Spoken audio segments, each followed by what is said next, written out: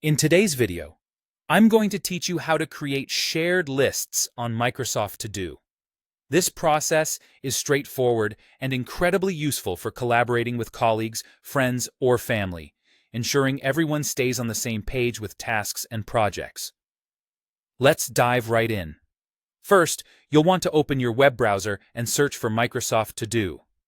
Once you're on the Microsoft To Do website, you'll need to log in. Use your Microsoft account credentials to access your account.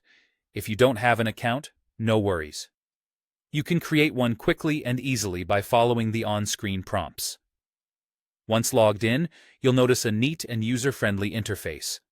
Look towards the left side of the screen, where you will find the option that says Plus New List.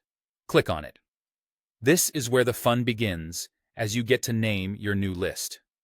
Choose a name that is clear and descriptive, which will help you and your collaborators identify the list at a glance.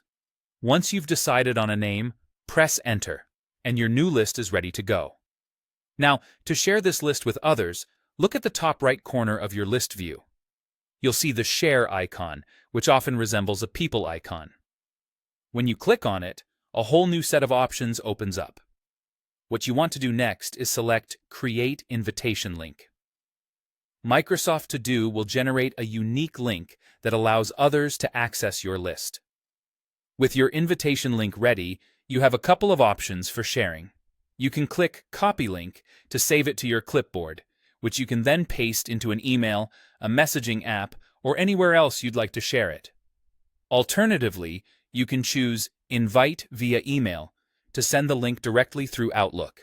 This integrated feature makes it seamless for those already using Microsoft's suite of products. Once you've sent the invitation, the recipients will receive a link. It's important to remind them that they will need to sign in to their Microsoft account to join the list. If they don't have an account, they'll be prompted to create one. After signing in, they will join your list automatically. You will see their icons appear on the list, which indicates they're now collaborators and all set to contribute.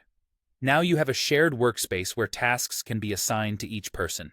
This feature is fantastic for managing group projects, assigning responsibilities, and ensuring everyone knows their part in achieving the collective goals.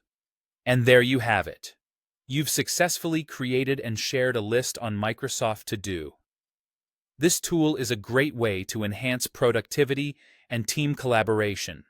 So go ahead, try it out, and streamline your shared tasks today. Thank you for watching, and I hope this guide was helpful.